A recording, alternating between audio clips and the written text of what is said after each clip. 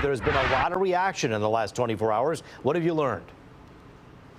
Yeah, a lot of reaction as this story has generated headlines really around the country. We do know that one day after this meeting, there are several groups that represent LGBTQ issues and rights, and they are working to see what the legality is of this resolution in Hamtramck. Meantime, there are many communities like Ferndale and here in Royal Oak. They're standing by their pride flags on public buildings. It's a little disappointing.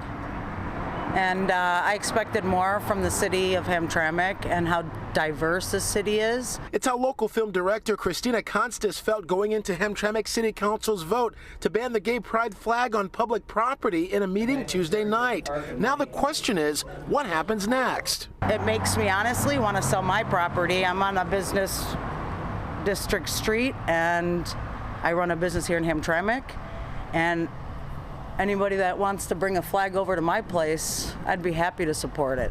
Hamtramck officials say it's all about the city being neutral and embracing diversity without showing any special treatment to any group. The resolution now blocks any religious, ethnic, racial, political, or sexual orientation group flags on city property, allowing only a few, including the American flag and the one for the state of Michigan. They're saying there's no flags at all.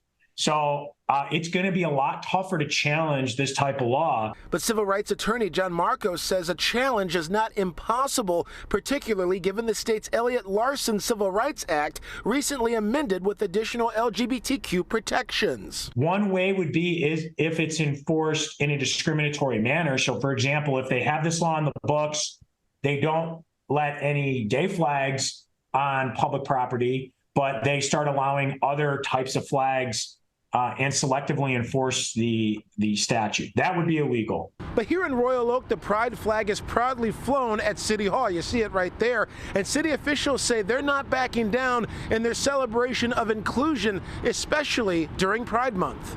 Existing isn't political. Being, existing, it's not. We're not taking a political stance. We're taking a stance that we are allowed to exist and we're allowed to be part of our communities. That message is loud and clear at Royal Oak's Farmers Market Pride Night. We're embracing our residents. We're embracing those who live in our community. So instead of, I think Hamtramck put up a clear symbol last night that they don't believe in inclusivity, that they don't believe in including all their residents. I'm sorry and I feel bad for those residents. They always have a home here in Oakland County. They always have a home here in Royal Oak. Now, we also reached out to the AG's office to get the Attorney General's opinion, legal opinion on this matter. We haven't heard back. We'll let you know when we do. We're live in Royal Oak tonight. Dave Kinchin, Fox 2 News.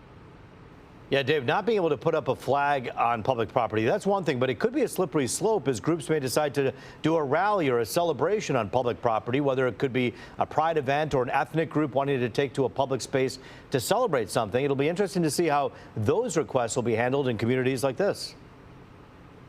Yeah, that's right. There's even the issue of international flags, flags representing different countries as well in Hamtramck, and the city council said they're going to look at that issue. They may have to make an amendment. There was talk about that before their vote on this overall resolution last night, so they're already taking questions about things like that as well.